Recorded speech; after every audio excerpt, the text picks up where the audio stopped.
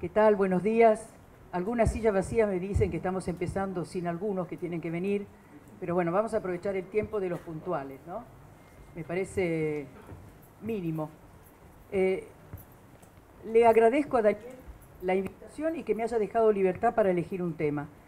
Yo me lancé a pensar alrededor de ese tema y el razonamiento terminó en lugares bastante extraños, así que voy a compartir con ustedes un razonamiento.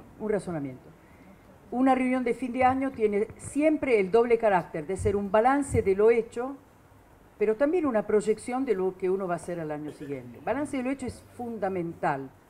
Es necesario saber dónde estamos parados. Entonces yo les propongo un ejercicio, que no voy a pretender que me digan absolutamente nada, pero le doy un minuto para que ustedes anoten en un papel o en su memoria, si tienen... Son como las respuestas a 3 preguntas, que sirve para ponernos firmes en el punto central de nuestra vida. La primera pregunta es, ¿de quién yo recibí algo sustancial? Piensen en su propia vida y ustedes y yo estamos acá por la conjunción de una serie de efectos, algunos de los cuales son más sustanciales que otros. Seguramente todos nosotros pensamos en que nuestros padres nos dieron la vida, lo doy como un hecho, que hay un cierto rasgo de gratitud en eso, pero después hay alguien que sustancialmente incidió en nuestra vida en algún detalle, que en el fondo es lo que constituye el eje o la razón por la cual nos encontramos aquí. Primera pregunta. La segunda pregunta es complementaria y es, ¿a quién yo le di algo sustancial? ¿A quién estoy seguro que dije la palabra, ofrecí el apoyo, el apuntalamiento, el asesoramiento, el espaldarazo para algo sustancial en su vida? De nuevo, tema de los hijos, es bastante, para los que tenemos hijos sabemos que padres y madres hemos sido fundamentales. Algunos habrán sufrido, qué sé yo, los hijos durante la adolescencia nos marcan todo nuestro tremendo defectos, pero después de los 30 vuelven al redil diciendo al final, como escuché de una de mis hijas, parece que hicieron una reunión de hermanas. Yo tengo 9 hijos, de los cuales 6 son mujeres. Entonces es una reunión de hermanas y cuñadas y terminaron justificándome, no sé si santificándome, pero justificándome sin duda, porque ahora tienen hijos chicos y dicen, ¿cómo hacía mamá? Y antes decía, ¿por qué vos, mamá? Bueno, quiero decir, los hijos seguro. ¿Hay alguien más en quien yo influí de una manera sustancial a través de cosas que di, que dije, que aconsejé, el apuntalamiento, la cercanía? Piensen.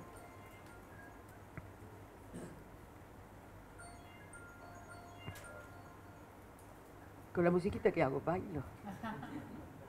Para aprovecharla, ¿no? Y la tercera pregunta es, en este momento, ¿en quién yo puedo incidir sustancialmente y con qué? Es decir, lo que hice, lo que me dieron a mí, lo que ya di a otros, ¿qué es lo que puedo dar sustancialmente a alguien en concreto para que su vida tenga un giro o al revés, se apuntale en lo que el emprendimiento que comenzó o cambie de donde está para situarse en una zona más genuina? Esto es más difícil. Yo no la respondí todavía. Pero es bueno pensarlo. Si no se les ocurre, pongan un signo de interrogación como se dice, una pregunta pendiente. Yo tengo que ver en el tiempo que se me abre adelante, ¿en quién puedo influir sustancialmente con mis actitudes? No quiero robar todo su tiempo, ¿no? Esto es un poco, me encantaría escuchar las respuestas. Yo me enriquezco con las propuestas de las personas, pero bueno, hoy el planteo es otro, pero sí me interesa que ustedes tengan en cuenta estas 3 preguntas como para situarse en el centro, el primer protagonismo, el centro de un círculo de cercanos. Estamos buscando nuestro protagonismo histórico, que parece muy exagerada la expresión. Sin embargo, ya estamos ubicándonos en el centro de un primer círculo de influencia, que es un círculo fundamental, porque puede fortalecernos o debilitarnos, las dos cosas.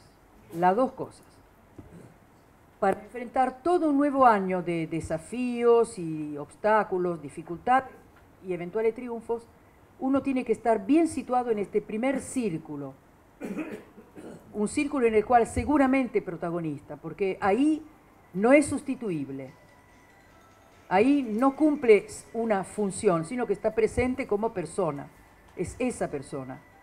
Miren, ¿cómo lo descubrí? Le voy a contar una cosa, una anécdota ridícula de hace... Perdón, me voy a sacar esto porque como soy italiana necesito por lo menos una mano para gesticular. Acá tengo las dos trabadas y no sé por qué no me funcionan los silogismos en la cabeza.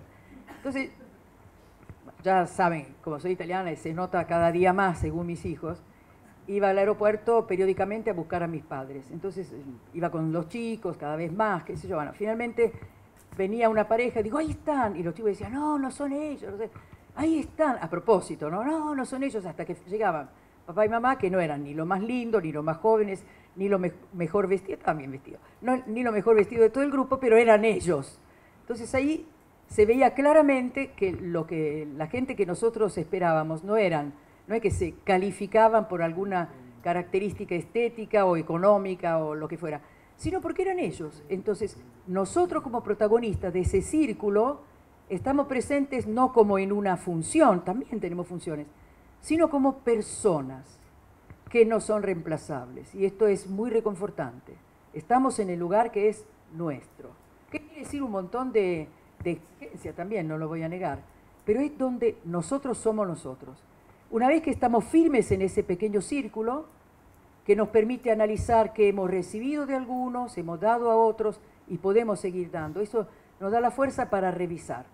Y ahora viene la parte hacia afuera. Entonces, el primer círculo, yo diría, un círculo que se va ensanchando. Yo primero le doy a estos cercanos, pero después aprendo que hay otros que también dependen de mí y me vinculo también con ese círculo un poco más grande.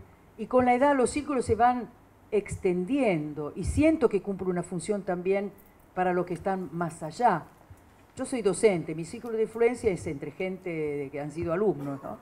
Bueno, y me interesa porque las mujeres, que ahora ya no son, bueno, mujeres jóvenes, me veían en ese momento, cuando he sido su profesora, como una mujer joven que tenía una carrera y tenía hijos y más o menos con saltos mortales y acrobacia lograba seguir estudiando, escribir y qué sé yo, y me veían como una referente. Y ahora están más grandes, tienen sus hijos y todavía sigo para ellas representando algo, ¿no? A alguien que abre un camino, lo cual me reconforta, pero también me da cierto grado de responsabilidad. Primero, para no vender que es fácil todo eso. Segundo, para establecer criterios de prioridad. Todo esto también se transfiere a lo que les estoy proponiendo a ustedes como visión de quiénes son.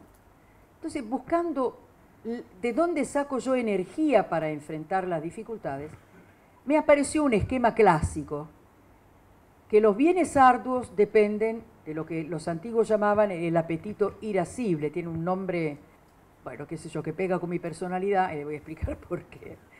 Entonces, aparentemente, en la visión de las pasiones, en el análisis clásico de las pasiones, el irascible desencadena una serie de pasiones que tienen que ver con alcanzar los bienes difíciles. Los bienes que tienen un aspecto atractivo son buenos, pero uno que podía producir cierta repugnancia. Cuesta trabajo alcanzarlos. Bueno, la Argentina le provee a todo el mundo, lo quiera o no, el desarrollo de su irascible, porque aparentemente los bienes en la Argentina son casi todos arduos, son difíciles de alcanzar y difíciles de mantener, etcétera, etcétera, ya lo vieron. Entonces, ese movimiento enérgico que me permite alcanzar los bienes difíciles, que implica la audacia de enfrentar las dificultades, ¿no? Que implica también la esperanza de saber que las voy a poder superar, en el fondo se alimenta de esta cosa que está en el fondo del apetito irascible, que es la ira. Entonces, vamos a analizar qué es la ira, porque uno cuando piensa en la ira piensa solamente en alguien enojado. Y no es suficiente, no sé cómo decir, es una síntesis, pero no lo dice todo. La ira es una reacción espontánea frente a la injusticia. De ahí nace su caracterización. Todos la experimentamos y está bueno. Si no la experimentamos, estamos deprimidos, algo nos pasó. Pero la persona que no se enoja cuando le produce una injusticia está aplastado. Algo le sucedió que le quitó la fuerza de una sana reacción. Entonces la ira se desencadena frente a las injusticias.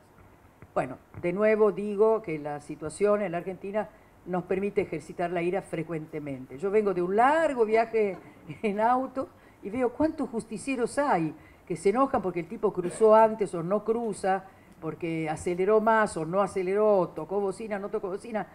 Vemos injusticia por doquier y hay una reacción de los justicieros de la calle, que son un montón. Sin embargo, para que la energía de la ira me resulte productiva, yo tengo que analizar la ira que me lleva a buen puerto de la que es solamente destructiva. Déjeme decirle que la ira de la ruta, de la calle, generalmente no es de buena calidad. Uno ahí se desahoga de otra cosa que no puede resolver, ¿no? Entonces te dicen, qué sé yo, no sé, me acuerdo que una vez llevaba a los chicos al colegio, tenía el auto cargado de los famosos pules de la mañana, y yo casi en camisón, diría, no salía en camisón, pero decían que eso era, circulaban mujeres en camisón, decía las leyendas negras. De repente metí la trompa para que me dejaran pasar de una vez y un tipo me cruzó el auto, se bajó la ventanilla y dijo, señora, tipo bien trajeado, usted es una estúpida. Es un insulto suave, podía haber dicho cosas peores, pero mis hijos quedaron demudados y aparte hubieran deseado que yo le dijera, y usted también es un estúpido, alguna cosa como para balancear, tanto que los varones me dijeron, mamá, ¿por qué no le dijiste nada? Digo, ¿qué le voy a decir? Yo hice una maniobra un poquito audaz, pero ¿qué le puedo decir? Cuando estoy enojada no digo cosas inteligentes. Bien, no sé si le di una enseñanza, pero esa ira de ese señor, que podría haber tenido una base de realidad, la verdad que no lo llevó a buen puerto. Ni se posicionó ante mis hijos, ni me inspiró sentimientos positivos, ¿no?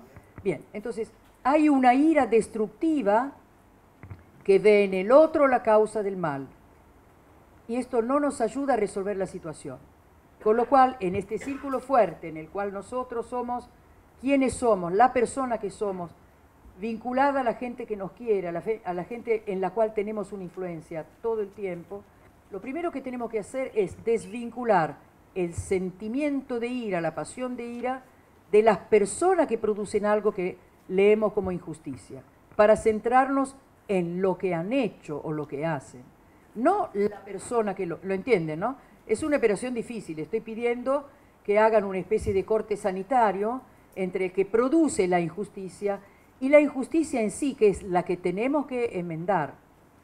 Entonces, dejemos de dividirnos en buenos y malos, en aquellos de los cuales salen todas las cosas positivas y aquellos otros que solo producen cosas negativas porque son los malos. Porque esta simplificación de identidades, como dice Amartya Sen, el gran economista, premio Nobel de Economía del 98, dice que la simplificación de identidades implica el surgir de la violencia. Si yo permito que mi ira identifique en el otro el origen del mal, no en lo que hace, no en las decisiones que toma, sino en la persona del otro, yo acá estoy cavando el famoso surco que divide unos de otros, los buenos y los malos, nosotros y ellos.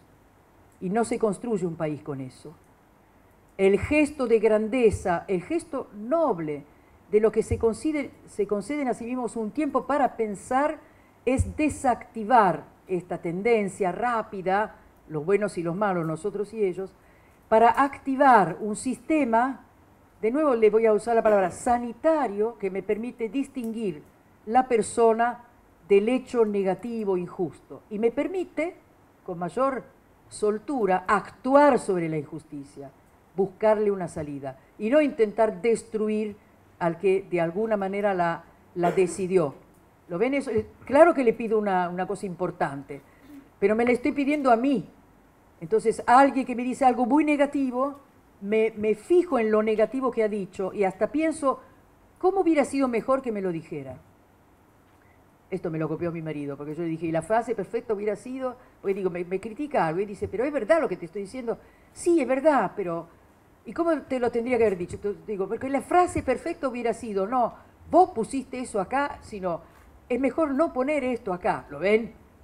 Entonces yo hice la operación, ahora me lo copió lamentablemente, parece que yo también cometo ese mismo error de personalizar la injusticia. Bueno, no hay que darle estos elementos al enemigo, ya está hecho. Pero entienden lo que quiero decir, ¿no? Es un esfuerzo sanitario para preservar mi energía, poderla usar, para cambiar lo negativo. y no para destruir o tomar distancia de lo que, por X razones, actúan de una manera que puede ser dañina. Primera medida sanitaria. La segunda, quizá difícil, sobre todo para las mujeres, pero no exclusivamente, que es la atribución de intenciones. Puede ser que nosotros acertemos diciendo, este hace aquello porque, ¿no? ¿No ven lo que quiero decir? No, dejo de decir que él es el malo, o mejor dicho, junto con decir que es tal persona, tal grupo de personas son los malos, es imaginar la intención. Y quiero hacer acá poner un par de guiones y decir, capaz que aciertan, ¿eh? Puede ser que ustedes acierten atribuyendo intenciones, puede ser, fin del guión. Sin embargo, no nos ayuda a intervenir sobre la injusticia si uno al que dejó de llamar malo no le deja de atribuir también las intenciones destructivas y negativas. Porque eso fogonea una ira hacia las personas. Y la ira hacia las personas es esterilizante, no resuelve el problema y cava de nuevo un surco absolutamente insalvable entre grupos de personas. Y a nadie le conviene. A nosotros no nos conviene porque nos llena de odio, es una ira que surge del odio y por lo tanto es menos eficaz porque quiere destruir y no construir, quiere denostar, quiere rechazar, castigar, pero no resolver, no nos hace bien y no le hace bien al país, porque el país está hecho de gente que puede tener sobre un mismo hecho posiciones distintas. La ventaja es el del que hace, sobre el que habla, ¿no? La ventaja es del que hace, pero el que hace tiene que sustraerse de estas formas simplificadas de presentar los problemas para liberar la energía que viene de la ira, que podría ser una buena ira, y aplicársela a los problemas y no a las personas. Perdón, había una tercera que ya me lo olvidé, que voy a mi machete.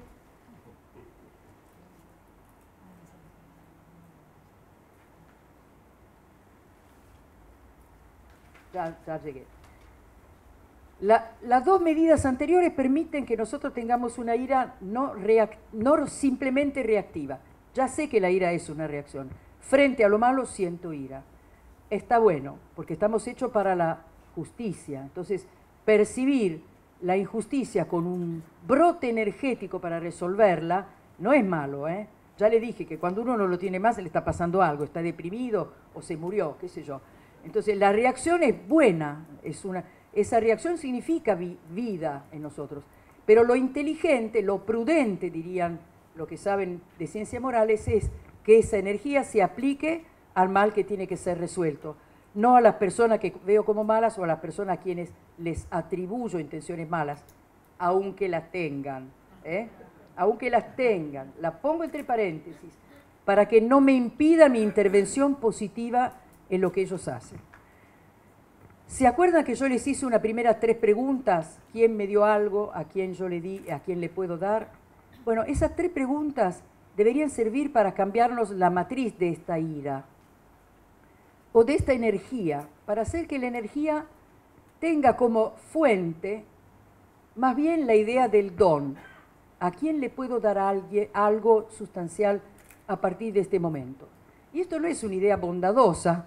La palabra don generalmente suena dulzona y cerca de Navidad uno empieza a pensar los dones, qué sé yo, Papá Noel, etcétera, etcétera, sino que representa toda una corriente de pensamiento no totalmente contemporánea. Uno puede remontarse hacia atrás. En el siglo XIX habían aparecido, quiero decir, del tiempo contemporáneo, ¿no?, algunas ideas de que era posible modificar la fuente productiva si la gente, en vez de basarse en lo que podría ser el modelo del homo economicus, el que se mueve cuando descubre dónde puede ganar, empezaba a pensar en el tema de la reciprocidad.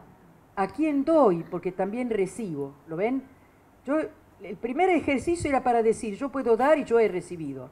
Y estoy en un contexto de un don que es donado, pero también de dones que son recibidos por mí. Un contexto de reciprocidad.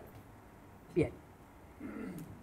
Esta corriente de pensamiento, sobre todo la más contemporánea, analizando a las empresas, afirma, estoy repitiendo palabras de Stefano Zamagni y de Luigino Bruni y de una francesa, Anouk Grevin, que escriben sobre esto de la economía del don, dicen, todo emprendimiento genuino, quiere decir no parasitario y no oportunista, surge siempre sobre la idea de un don hacia la sociedad, no una extracción. Yo te voy a dar esto, te voy a mejorar la vida en este aspecto, te voy a facilitar las cosas en esto, te añado lujo, belleza, comodidad, duración, menos fatiga, en fin, piensen ustedes todo emprendimiento, inclusive el de ustedes, y van a ver que quitándole el modelo del Homo economicus que se mueve porque gana, ¿qué hay detrás de mejora de la vida de los demás? Si ustedes lo encuentran, su emprendimiento es genuino. Si ustedes ponen foco en el aspecto por el cual le mejoran la vida a otros, entonces están bien encaminados para ponerse en el centro de ese círculo que se va ampliando de personas sobre las cuales ustedes tienen una influencia.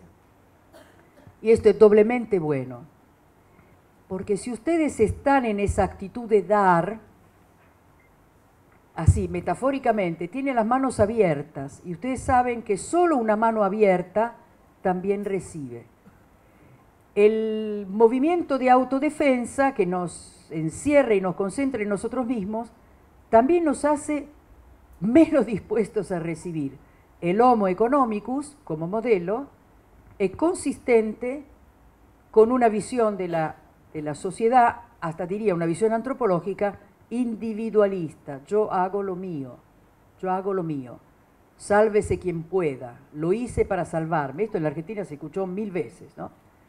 Y hay una frase de Charles Taylor, que por decencia, como de fin de año no la traje para que ustedes no la tuvieran que leer y se la resumo, que dice que cuando las personas miran a la sociedad solamente bajo la luz de lo que le pueden extraer, la comunidad se fragmenta totalmente. Dice, llegamos a una visión atomista, es decir, no hay sociedad.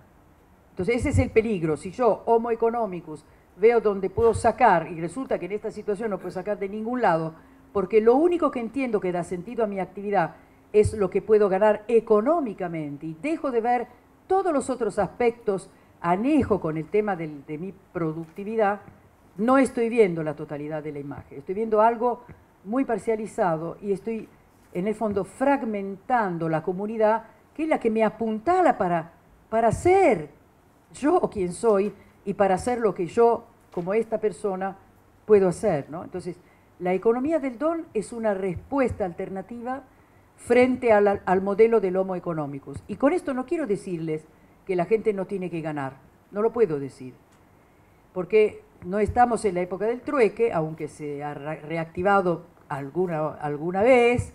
La historia en la Argentina, la historia reciente, no sé la anterior, pero la reciente muestra que empezamos a transitar caminos alternativos cuando se pudren algunos de los más acostumbrados.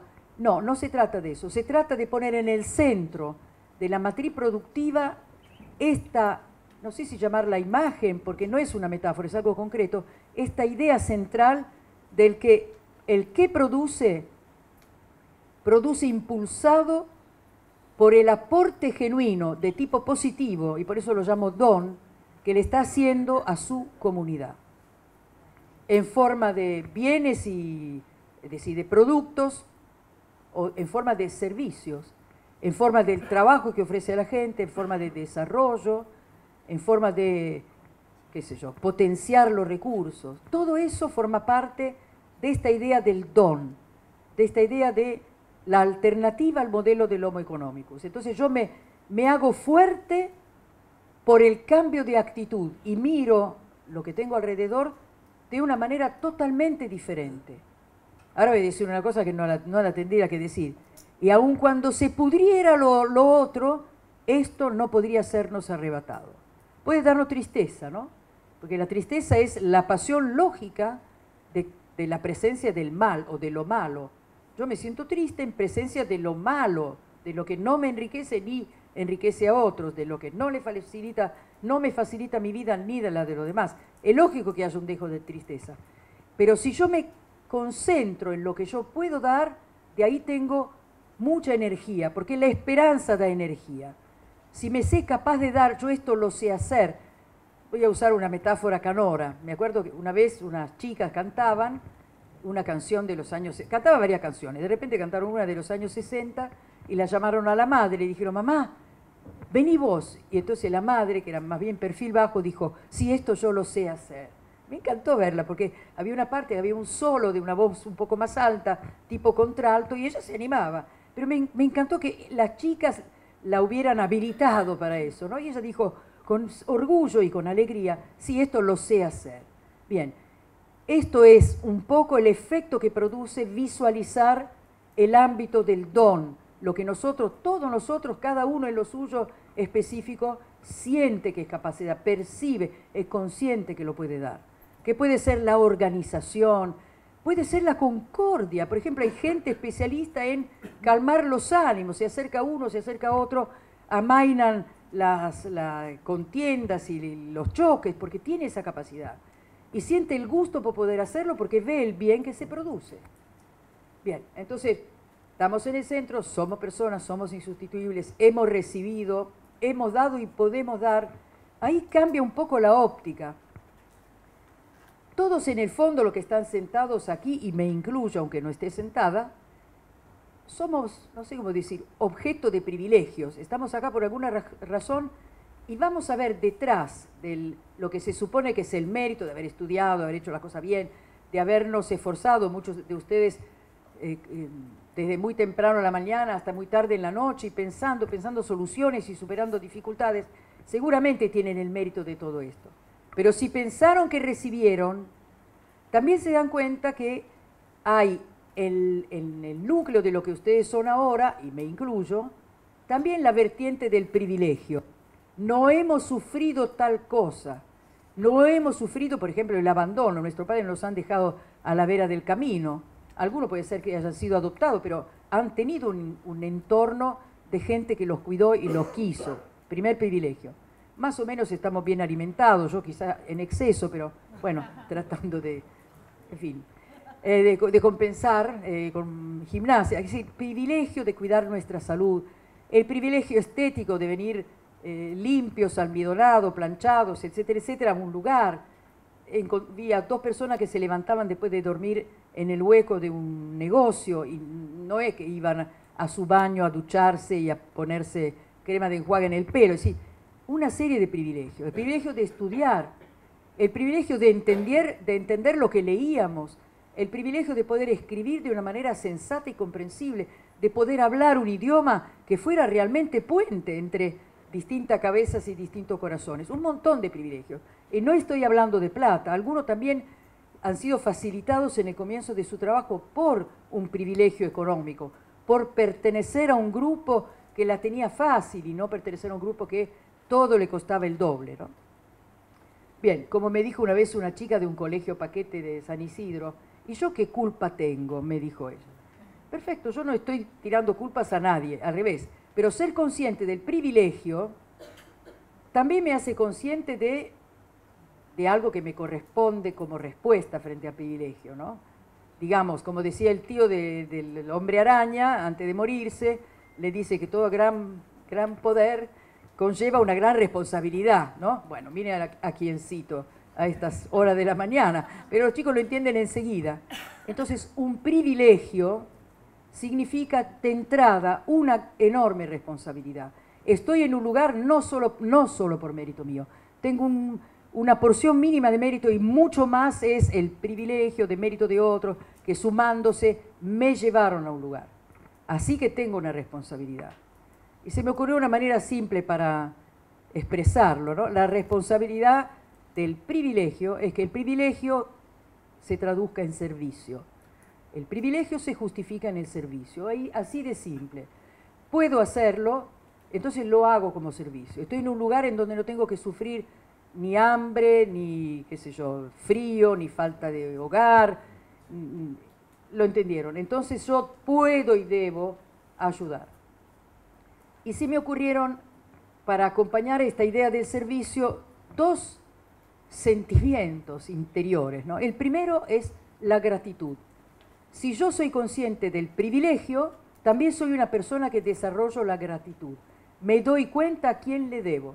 ¿Vieron cuando le dan un premio a los actores o qué sé yo, que llegan al podio y dicen, yo agradezco a mi extraordinario equipo, fulano, mengano, sin los cuales esto no podría haber sucedido? Lo saben porque para hacer un programa de televisión o para hacer una película, se ven las caras de los actores, que son los que figuran, sobre todo en los primeros créditos, pero hay un montón de otra gente.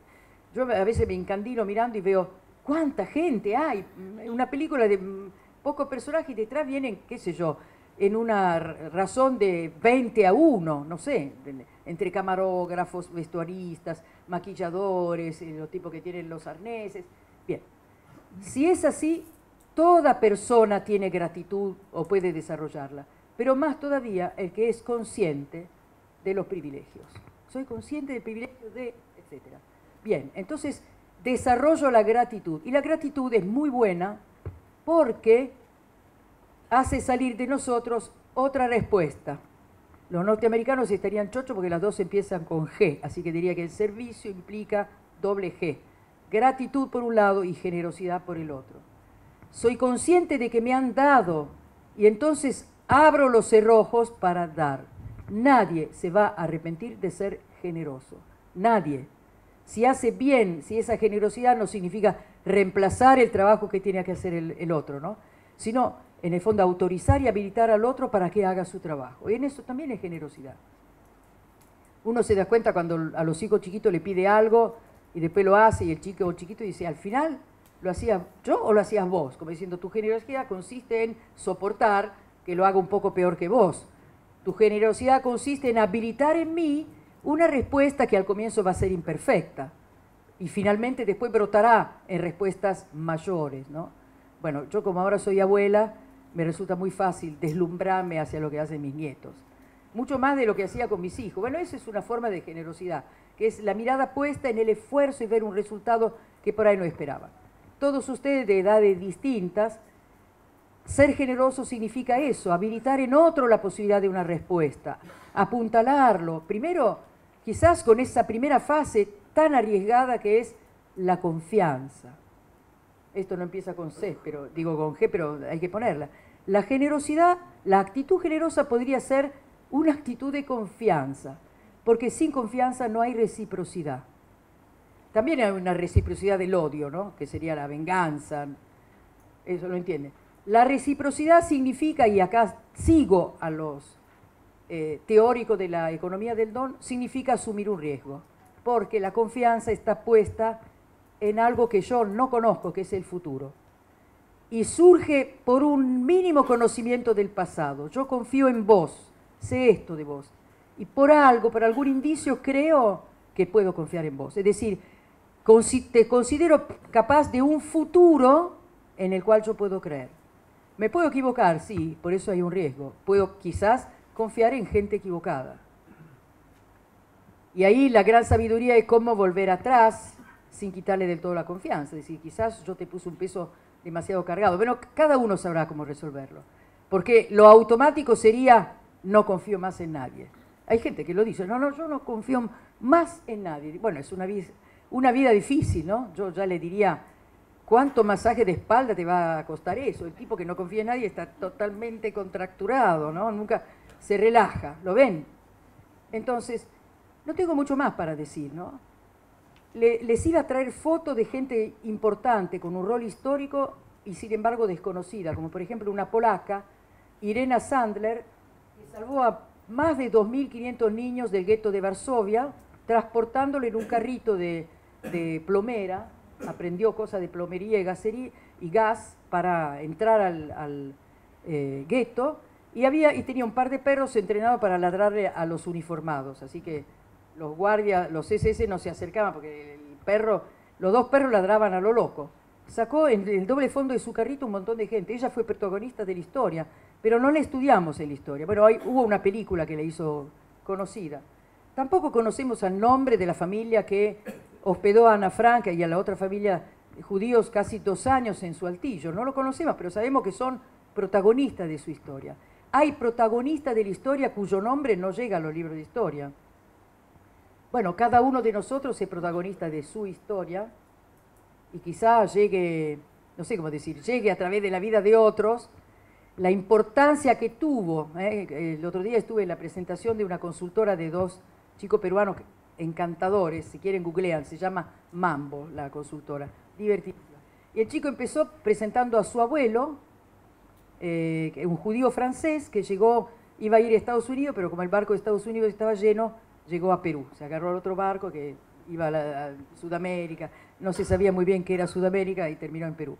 Bueno, él estaba orgulloso de su abuelo, que había sido valiente, que había trabajado un montón y que le había dado el privilegio a su padre y a ellos dos de estudiar.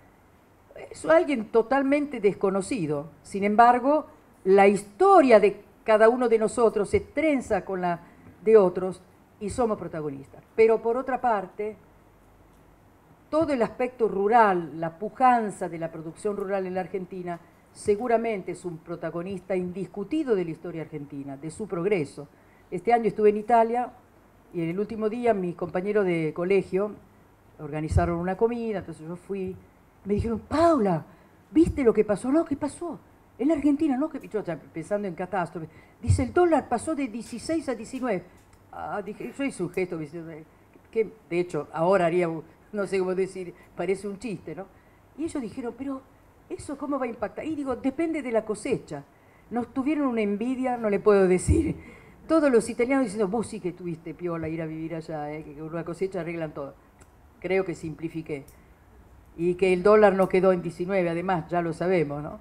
Sin embargo, ustedes conocen la importancia de su actividad y saben que esa actividad también es protagonista de la historia.